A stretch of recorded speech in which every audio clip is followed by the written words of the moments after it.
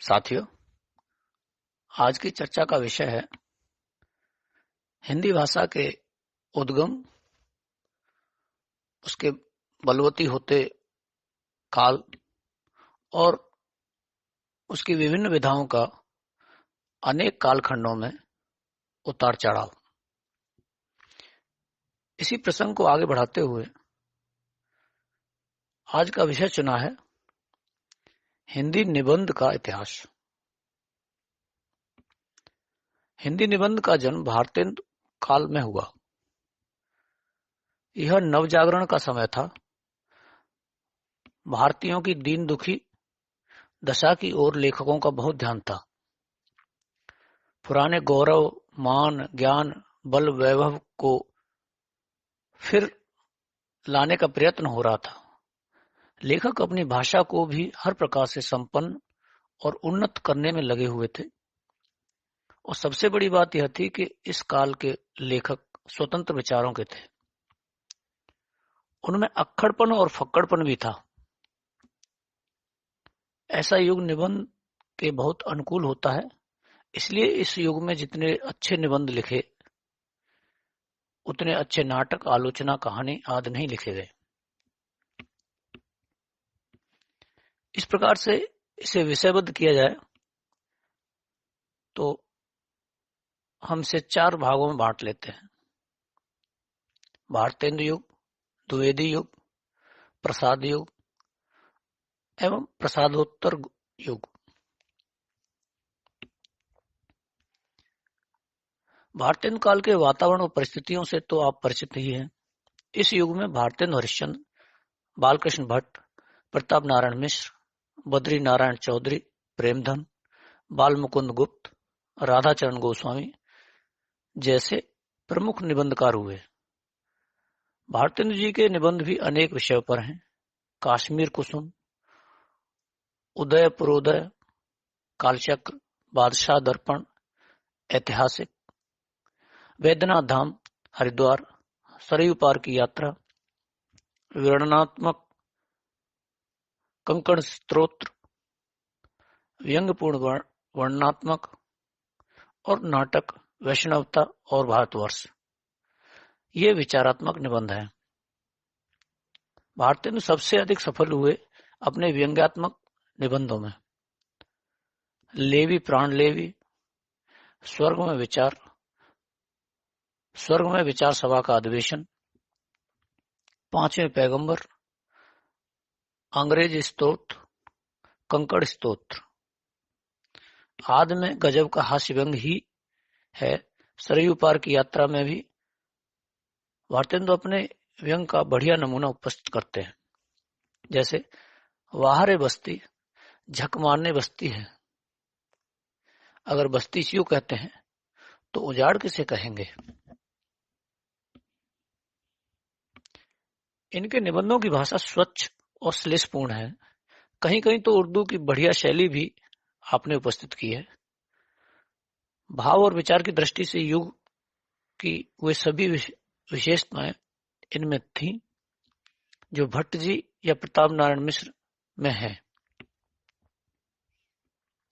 बालकृष्ण भट्ट अपने समय के सर्वश्रेष्ठ निबंधकार कहला सकते हैं।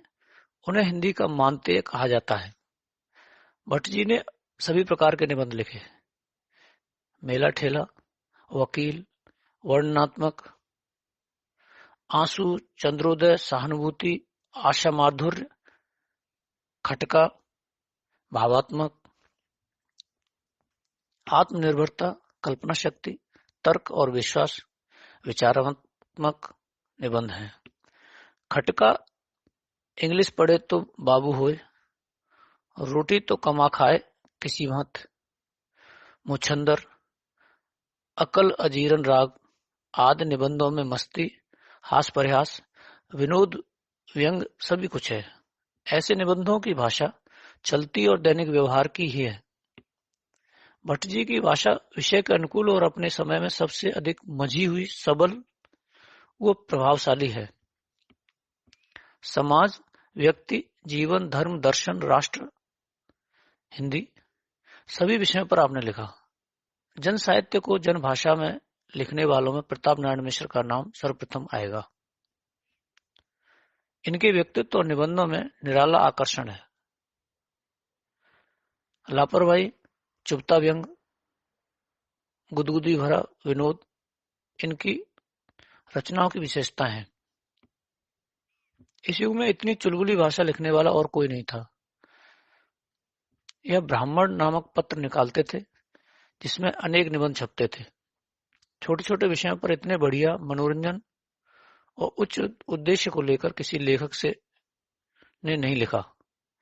नाक, भौं, वृद्ध, दांत, पेट, मृच्छ आदि विषयों को लेकर आपने अपने निबंधों में मनोरंजन का सामान भी जुटाया और देश प्रेम, समाज सुधार, हिंदी के प्रति प्रेम, स्वाभिमान, आत्मगौरव का संदेश भी दिया।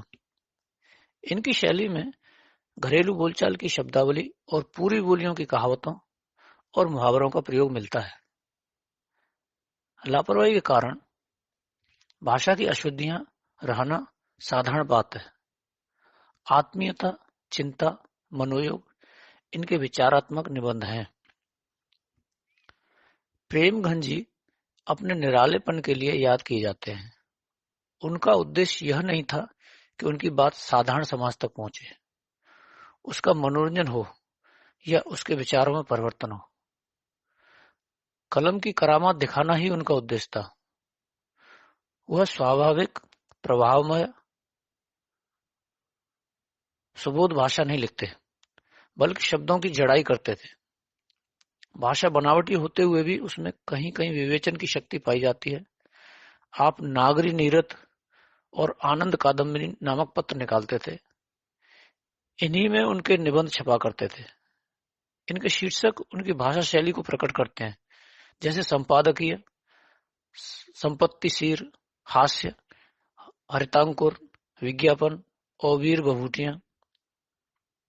हमारी मसहरी और हमारी दिनचर्या जैसे मनोरंजक लेख उन्हीं के लिखे हुए हैं।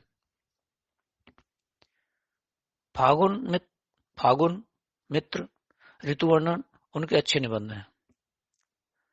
बाल मुकुंद गुप्त इस युग के अंतिम और सबसे अधिक महत्वपूर्ण निबंधकार थे। शिव शंभू के नाम से भारत मित्र में वह शिव शंभू का चिट्ठा लिखा करते थे।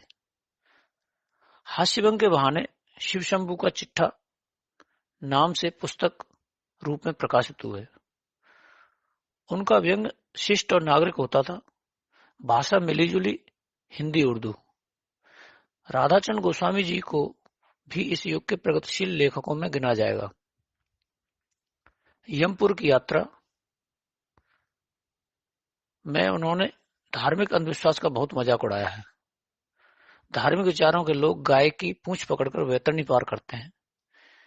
इसमें कुत्ते की पूंछ पकड़कर वैतरणी पार कराई गई है। पहले ऐसी बात सोचना घोर पाप समझा जाता था। भारतीय काल के निबंधकारों की विशेषताएं हैं निबंधों के विषयों की विविधता, व्याकरण संबंधी लापरवाही और अशुद्धियां, देशज या स्थानीय शब्दों का प्रयोग, शैली के विविध रूप और विचार स्वतंत्रता, समाज सुधार, देशभक्ति, पराधीनता के प्रति रोष, आत्मपतन पर खेद, देशोत्थान की कामना, हिंदी सम्मान की रक्षा भावना, हिंदू पर्व त्योहारों के लिए उत्साह और नवीन विचारों का स्वागत। निबंध की एक विशेष शैली भी इस युग की विशेषता है। राजा भोज का सपना, राजा भोज का सपना, शिव प्रसाद सितारे हिंद, एक अद्भुत अपूर्व स्वप्न, भारतेंदु, एक अनोखा स्वप्न, बालकृष्ण भट्ट, यमपुर की यात्रा, राधा प्रसाद गोस्वामी। इन रचनाओं में स्वप्न के बहाने राजनीतिक अधिकार पाने, समाज सुधार और धर्म संस्कार का संदेश दिया गया है। द्विवेदी युग। भारतीय युग के बाद द्विवेदी युग आता है। भारतीय युग गद्य साहित्य के बचपन का समय था। बचपन में लापरवाही, खिलवाड़, विनोद, मनोरंजन, मुग्धता, चंचलता रहती है। किशोर अवस्था में थोड़ी जिम्मेदारी, समझदारी, शिक्षा, नियम पालन, साज संवार, स्थिरता आ जाती है। इसी अवस्था में प्रतिस्पर्धा की भावना भी जागती है। अन्य साथियों की शिष्टता, शील, ज्ञान, आत्मसम्मान आदि को देखकर उनके समान ही हम भी गुण विकसित करना चाहते हैं। यही बात भारतीय युग के संदर्भ में समझनी चाहिए। भारतीय काल में जो साहित्य तो बहुत लिखा गया था, पर भाषा की भूलें साधारण बात थी। निबंध के विषय भी साधारण हुआ करते थे। इस युग में इन अभावों की ओर विशेष ध्यान दिया गया। इस काल के निबंधों का आरंभ 2 अनुवाद पुस्तकों से हुआ। महावीर प्रसाद द्विवेदी ने अंग्रेज लेखक बेकन के निबंधों का अनुवाद बेकन विचार रत्नावली के नाम से, गंगा प्रसाद अग्निहोत्री ने मराठी लेखक चिपलूणकर के निबंधों का अनुवाद प्रकाशित कराया। लेकिन यहाँ यह बात ध्यान रखने की है कि द्विवेदी युग का निबंध साहित्य भारतीय युग के निबंध साहित्य के समान संपन्न नहीं है। महावीर प्रसाद द्विवेदी, माधव प्रसाद मिश्र, अध्यापक पूर्ण सिंह और चंद्रदत्त शर्मा गुलेरी इस युग के प्रमुख निबंधकार हैं। गोविंद नारायण मिश्र, पदम सिंह शर्मा और श्याम सुंदर दास का नाम दूसरी श्रेणी में लिया जा सकता है। द्विवेदी युग में महावीर प्रसाद द्विवेदी का नाम सबसे पहले आता है। अपने युग के ये आचार्य थे। आचार्य का काम होता है शिक्षा देना, ज्ञान वर्धन कराना, समाज पर नया संस्कार डालना और सुधार करना। ये सब काम इन्होंने किए, इसलिए यह आचार्य कहलाए। और इनके काम पर ही इस काल का नाम भी द्विवेदी युग रखा गया। अपने निबंधों और समालोचनाओं के द्वारा सबसे मुख्य काम इन्होंने भाषा सुधार का किया। किम कर्तव्य नामक निबंध में यह कहते हैं, कविता लिखने में व्याकरण के नियम की अवहेलना नहीं करनी चाहिए। शुद्ध भाषा का जितना मान होता है, अशुद्ध का नहीं होता। जहां तक संभव हो, शब्दों का मूल रूप न बिगड़ना चाहिए। मुहावरे का विचार रखना चाहिए। क्रोध क्षमा कीजिए इत्यादि वाक्य कान को अतिशय पीड़ा पहुंचाते हैं। कृ इस अवतरण से उनकी भाषा संबंधी विचार स्पष्ट हो जाते हैं। द्विवेदी जी ने सभी प्रकार के निबंध लिखे। कवि और कविता, प्रतिभा, साहित्य की महत्ता, इनके विचारात्मक निबंध हैं। लोभ, क्रोध, संतोष, भावात्मक, हंस का क्षीणनीर, विवेक, जापान में पतंगबाजी, हजारों वर्ष पुराने खंडहर और प्रताप सुषमा वर्णनात्मक हैं। और हंस संदेश तथा नल का दुस्तर दूत कार्य विवरणात्मक है। यहाँ यह बात ध्यान रखने की है कि इनके निबंधों में जानकारी अधिक रहती है। इनकी रचनाओं को पढ़कर ऐसा लगता है कि एक आचार्य शिष्य मंडली को पढ़ा रहा है। माधव प्रसाद मिश्र भारतीय संस्कृति, धर्म दर्शन, साहित्य कला के सच्चे उपासक थे। इनका अपना व्यक्तित्व था। यदि किसी को भारतीय और प्राचीन साहित्य का गौरव घटाने का प्रयत्न करते हुए पाते थे तो उनकी आलोचना करते थे। आचार्य द्विवेदी और श्रीधर पाठक की भी उन्होंने निर्भय आलोचना की थी। इनकी भाषा निर्दोष, साफ सुथरी, विषयानुकूल, व्यंग्यात्मक और प्रभावशाली है। संस्कृत का प्रभाव उन पर स्पष्ट है। उनके लिखे धृति, क्षमा, श्री वैष्णव संप्रदाय, काव्यालोचना, वेभर का भ्रम, ये विचारात्मक है। और सब मिट्टी हो गया भावात्मक निबंध है। भारतीय युग की यह परंपरा मिश्र जी के निबंधों के साथ ही समाप्त हो गई। अध्यापक पूर्ण सिंह इस युग के सबसे प्रमुख भावुक और विचारक निबंधकार हैं। इससे अधिक गौरव की बात और क्या होगी कि इन्होंने केवल 6 निबंध लिखे और फिर भी अपने समय के श्रेष्ठ लेखक माने गए। उनमें से प्रमुख है मजदूरी और प्रेम, आचरण की सभ्यता और सच्ची वीरता। अध्यापक जी के निबंधों में प्रेरणा देने वाले नए नए विचार हैं। इनकी भाषा बड़ी ही शक्तिशाली है। इसमें एक खास बांकपन है जिससे भाव का प्रकाशन भी निराले ढंग से होता है। विषय भी ऐसे नए कि जब तक किसी को सूझे ही नहीं विषय भी ऐसे नए कि अब तक किसी को सूझे ही नहीं। साथ इनमें भावुकता का माधुर्य भरा है। वीरता, आचरण, शारीरिक परिश्रम का जो महत्व उन्होंने समझाया उसको ठीक समझा जाए तो आज धर्म का नया रूप सामने आ जाए, समाज में क्रांति हो जाए, मनुष्य और सारा देश उन्नति के शिखर पर पहुंच जाए। जब तक जीवन के अरण्य में पादरी, मौलवी, पंडित और साधु सन्यासी हल कुदार और खुरपा लेकर मजदूरी न करेंगे तब तक उनका आलस्य जाने का नहीं। मजदूरी और प्रेम का यह उद्धरण कितना महान संदेश देता है। भाषा की लाक्षणिकता इनकी विशेषता है। इस वाक्यांश को पुनः पढ़ता हूं। जब तक जीवन के अरण्य में पादरी, मौलवी, पंडित और साधु सन्यासी हल कुदाल और खुरपा लेकर मजदूरी न करेंगे तब तक उनका आलस्य जाने का नहीं। चंद्रधर शर्मा गुलेरी भी स्वतंत्र विचारों के लिए प्रसिद्ध हैं। निबंध इन्होंने भी थोड़े ही लिखे। इनकी रचनाओं में भी जीवन को उठाने की प्रेरणा है और नए विचारों का खजाना मिलता है। संस्कृत के महापंडित होते हुए भी पुरानी लकीर पीटने वाले ये नहीं थे।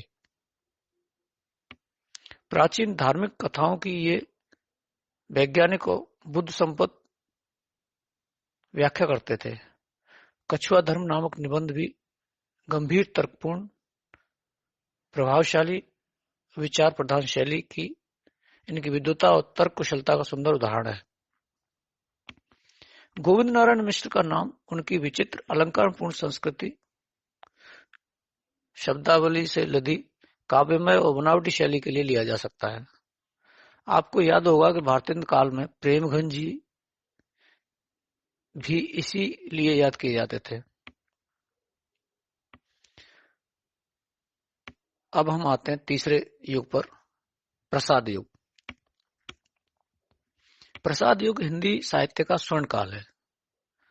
क्या कविता, क्या गद्य, दोनों का विकास इस काल में ऊंचे शिखर पर पहुंचा। कहानी, उपन्यास, नाटक, निबंध, आलोचना सभी का खूब विकास हुआ। वर्णन और विवरण प्रधान निबंधों की रचना बहुत कम हुई। विचारात्मक और भावात्मक की अधिक हुई। इन दोनों प्रकार के सर्वश्रेष्ठ निबंध इसी युग में लिखे गए। विचारात्मक निबंधकारों में आचार्य रामचंद्र शुक्ल और भावात्मक निबंधकारों में डॉक्टर रघुवीर सिंह सिरमौर हैं। गुलाब राय, वासुदेव शरण अग्रवाल, शांति प्रिय द्विवेदी, माखनलाल चतुर्वेदी, वियोग हरि और राय कृष्णदास का नाम भी उल्लेखनीय है। गुलाब राय जी के सामने द्विवेदी युग का सारा साहित्य भंडार था। गुलाब राय जी के सामने द्विवेदी युग का सारा साहित्य भंडार था। इनके साहित्य का बहुत कुछ रंग द्विवेदी युग का रहा। यह निबंधकार पहले हैं, आलोचक बाद में। फिर निराशा क्यों, मेरी असफलताएं, अंधेरी कोठरी इनके निबंध संग्रह हैं। मेरी असफलताएं आत्मपरक और वैयक्तिक व्यंग्यात्मक निबंधों का संग्रह है। शेष दोनों निबंधों में विचारात्मक निबंध है। अंतिम संग्रह मनोवैज्ञानिक निबंधों का है। आपकी भाषा बड़ी सरल और सुबोध होती है। विचारात्मक और मनोवैज्ञानिक निबंधों तक में भाषा या भाव की उलझन नहीं मिलेगी। आचार्य रामचंद्र शुक्ल का निबंध संग्रह चिंतामणि भारतीय साहित्य में ही नहीं विश्व साहित्य में महत्वपूर्ण स्थान रखता है। विचारात्मक निबंधों में शुक्ल जी के निबंध सर्वश्रेष्ठ हैं। इनमें विचारों की बारीकी और गंभीरता, भावों की मनोवैज्ञानिकता, भाषा का गठन और उसकी शक्ति आदि आदर्श हैं। चिंतामणि में क्रोध, ईर्ष्या, लोभ और प्रीत, उत्साह, श्रद्धा, भक्ति, भय, करुणा, घृणा, लज्जा और ग्लानि आदि विषयों पर लिखे निबंध मानसिक भावों, वृत्तियों और विचारों से संबंध रखते हैं। कविता क्या है? साधारणीकरण और व्यक्ति वैचित्र्य।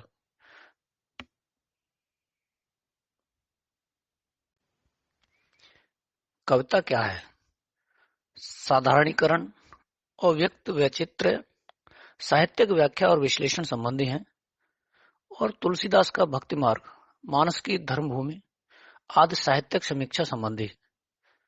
मित्रता और प्राचीन भारतीयों का पहरावा परिचयात्मक वर्णनात्मक निबंध है। मनोभावों और चित्त वृत्तियों का विवेचन करते हुए वे राजनीति, समाजनीति, धर्म, पारंपरिक व्यवहार आदि पर भी यह अपने लेख प्रकट करते रहे हैं। इन निबंधों की शैली में लेखक का गहन ज्ञान और गंभीर व्यक्तित्व प्रकट होता है। थोड़े शब्दों में बड़ी से बड़ी बात कहने की शक्ति इनमें है। जो उच्च स्थान इनका आलोचक के रूप में है, वही निबंधकार के रूप में भी है।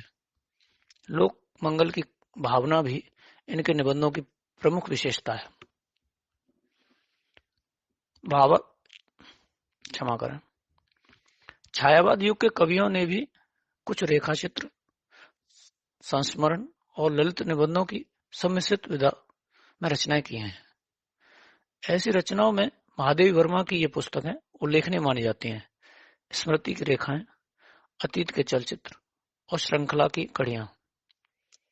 इनके अतिरिक्त गंभीर विचारपूर्ण निबंधों में लेखक सूर्यकांत त्रिपाठी निराला को भी नहीं भुलाया जा सकता। उनके 3 निबंध संग्रह प्रकाशित हो चुके हैं। पृथ्वी पुत्र में आपने एक स्थान पर कहा है, विदेशी विचारों को मस्तिष्क में भरकर उन्हें अधपके ही बाहर उड़ेल देने से किसी साहित्य का लेखक लोक में चिर जीवन नहीं पा सकता। हिंदी साहित्यकारों को अपनी खुराक भारत की सांस्कृतिक और प्राकृतिक भूमि से प्राप्त करना चाहिए। ये भारतीयता के पुजारी और पक्ष पोषक थे। कला संस्कृति में प्राचीन और नवीन भारतीय ऋषियों, दार्शनिकों, कवियों और कलाकारों के विषय में निबंध हैं।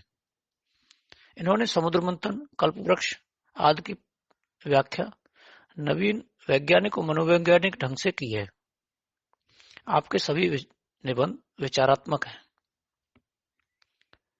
निबंध लेखकों में शांतप्रिय द्विवेदी को भी नहीं भुलाया जा सकता। संचारिणी, सामयिकी, पदच्च, युग और साहित्य, परिव्राजक की प्रथा इनकी पुस्तकें हैं। गांधीवादी नैतिकता और छायावादी भाषा रचनाओं की विशेषता है। धरातल में आप अपने को समाजवाद का हिमायती बताते हैं। इस संग्रह में जीवन की समस्याओं का भौतिक समाधान खोजा गया है। विचारात्मक और भावात्मक दोनों प्रकार के निबंध उन्होंने लिखे हैं। हिंदी निबंध साहित्य को इनकी देन है।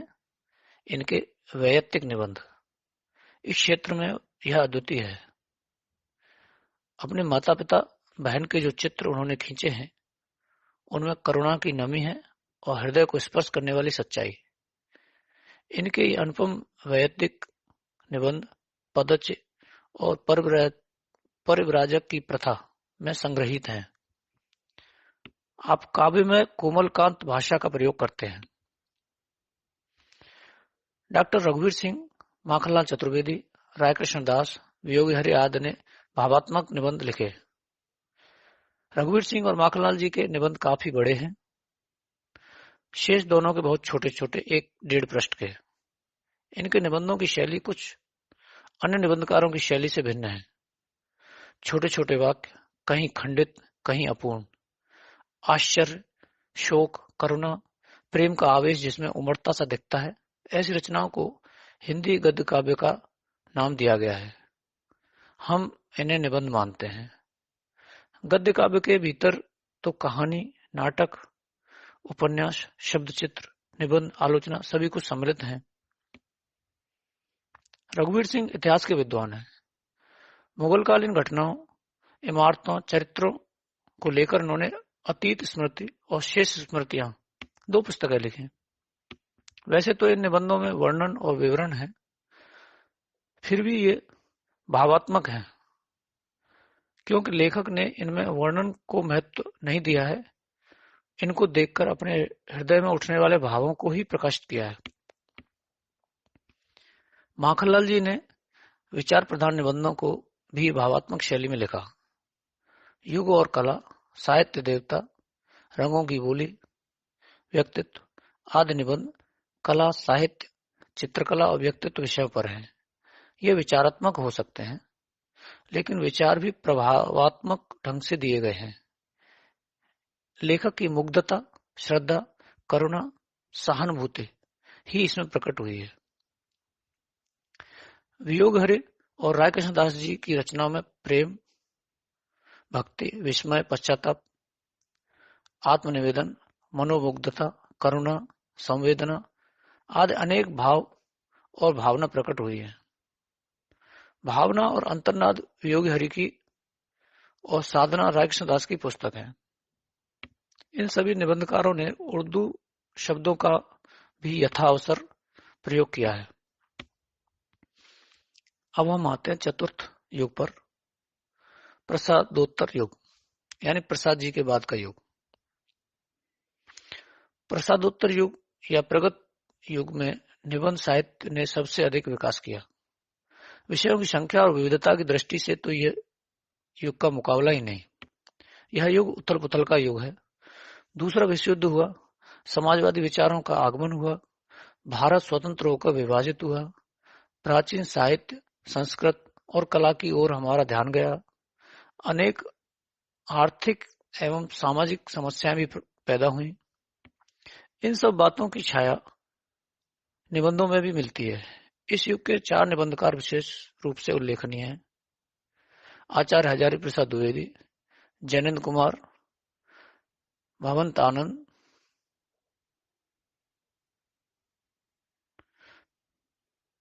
जैनेन्द्र कुमार भवंत, आनंद कौशल्यायन और यशपाल।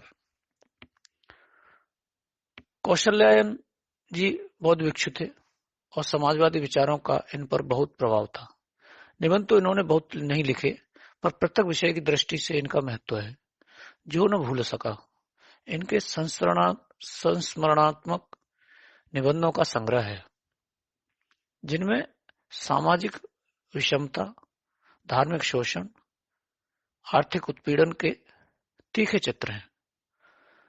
धर्म को या शोषण का संगठित साधन बताते हैं और अमीरों के भवनों को गरीबों की हड्डियों की ईंटों और खून के चूने से बना मानते हैं। जनवादी लेखक होने से इनकी भाषा सरल है। प्रगतिवादी निबंध साहित्य में यशपाल बेजोड़ हैं। इनके ये निबंध संग्रह प्रकाशित हो चुके हैं। चक्कर क्लब, न्याय का संघर्ष, गांधीवाद की शव परीक्षा, देखा सोचा समझा, बात में बात, राम राज्य की कथा। इन सभी पुस्तकों के नामों से भी पता चलता है कि ये समाजवाद के समर्थक ही नहीं, प्रचारक भी हैं। पुरानी परंपराओं, समाज के ढांचे, धर्म की बुनियादों पर उन्होंने बड़े जोश के साथ वार किए हैं। इनका विश्वास है कि पुराने दर्शन और संस्कृति मानव की उन्नति में रोड़े हैं, इसलिए इनका विरोध या निडर होकर करते हैं। वर्तमान समाज में धन के गलत बंटवारे के कारण कोई राजा बन गया और कोई गुलाम। वे कहते हैं कि मानव की घृणा, मानव से मानव की शत्रुता, मानव द्वारा मानव का शोषण और अपमान तभी दूर हो सकेगा जब सबको अपने परिश्रम का फल मिले, विकास का अवसर प्राप्त हो। सभ्यता, संस्कृति, कला, साहित्य, समाज सभी के विषय में इन्होंने अपने मौलिक विचार प्रकट किए। विविधता की दृष्टि से इन्होंने हिंदी निबंध साहित्य को धनी बनाया है। जैनेन्द्र कुमार शुद्ध रूप से विचारक हैं। धर्म, युद्ध, न्याय, राष्ट्रीयता, दान की बात, दीन की बात, पैसा कमाई और भिखाई, गांधीवाद का भविष्य, रोटी का मोर्चा, संस्कृत की बात, उपवास और लोकतंत्र, दुख, सत्यम शिवम सुंदरम, साहित्य की सच्चाई, प्रगतिवाद, जड़ चेतन, संपादकीय, इनके इन विषयों से विषय की विविधता का तो पता चलता ही है। यह भी पता चलता है कि लेखक समाज, साहित्य, धर्म, राजनीति, जीवन की यथार्थ उलझनों आदि किसी से भी बेखबर नहीं है। इनके ये निबंध संग्रह प्रकाशित हो चुके हैं। जड़ की बात, पूर्वोदय, जैनेन्द्र के विचार, इतस्ततः। इनके निबंधों की विशेषताएं हैं गांधीवाद, नैतिकता, संस्कृत प्रेम, मौलिक विचार, स्वतंत्रता और सबल, संक्षिप्त गठी हुई शैली। व्यक्तित्व और शैली को निबंध का प्राण माने तो जैनेन्द्र जी एक महान लेखक है। भाषा सरल, हाट घाट बाट की है, लेकिन इसमें अर्थ गजब का मिलेगा। इनकी शैली के लिए कुछ उदाहरण देखिए। व्यवस्था का दल कागजी है, काम उसके दफ्तरी है। मत पता लगने दो कि नीचे जान है, दिलेरी डर के पैदा होती है। दिलेरी डर से पैदा होती है। उस नियत का मुंह बाहर चाहे न दिखता हो, पेट में छिपी उसकी जड़ है जरूर। निबंधकारों में राहुल सांकृत्यायन का नाम भी महत्वपूर्ण है। इनके निबंध देश दशा, राजनीति, यात्रा वृत्तांत और इतिहास को लेकर ही होते हैं। देश दशा और राजनीति से संबंधित निबंधों के एक संग्रह का नाम है तुम्हारा क्षय। इस संग्रह के सभी निबंधों का निष्कर्ष यह है कि जो रूढ़िवादी हैं, जो रास्ता रोक कर खड़े हैं, उनका क्षय हो। इनके कुछ संस्मरणात्मक निबंधों के संग्रह ये हैं बचपन की स्मृतियां, जिनका मैं कृतज्ञ, मेरे असहयोग के साथी, राहुल जी का अपराध आदि। राहुल जी के असली व्यक्तित्व और निबंधकार की आत्मा का यह दर्शन करना हो तो उनका घुमक्कड़ शास्त्र पढ़ना चाहिए। राहुल जी जैसी मस्ती और जैनेन्द्र कुमार जैसी शैली की झलक कन्हैया लाल मिश्र प्रभाकर के निबंधों में मिलती है। इनके निबंधों के 6 संग्रह हैं।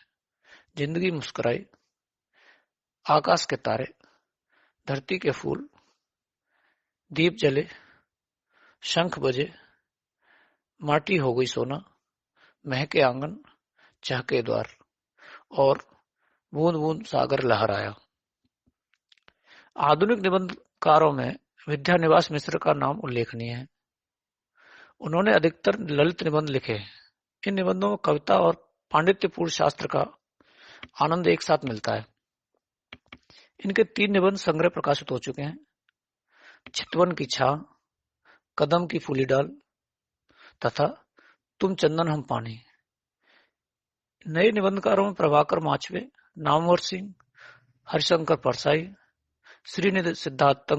श्रीनिध सिद्धांतालंकार, शरद जोशी, शीलाल शुक्ल आदि के नाम उल्लेखनीय है। प्रभाकर माचवे के निबंधों में संग्रह का नाम है खरगोश के सींग और नामवर सिंह का निबंध संग्रह है बकलम खुद। हरिशंकर परसाई के व्यंग विनोदपूर्ण निबंधों में मस्ती और जान है। भूत के पांव, सदाचार का ताबीज और निठल्ले की डायरी में उनके व्यंग लेख संग्रहित हैं।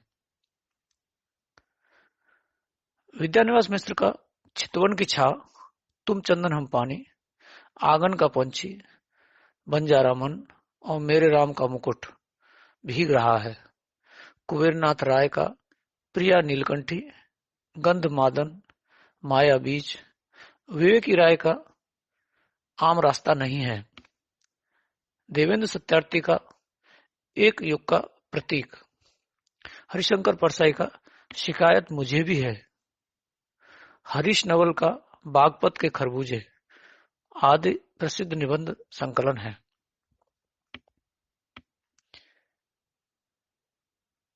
हिंदी निबंध लेखन की परंपरा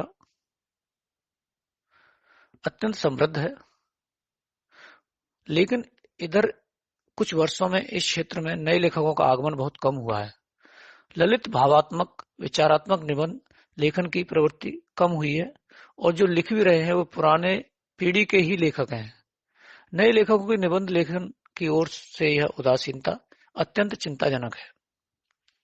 हिंदी निबंध का जन्म भारतेंदु काल में हुआ। यह नवजागरण का समय था।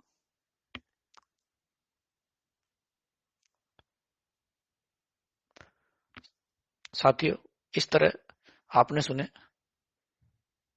हिंदी निबंध लेखन के चारों भाग,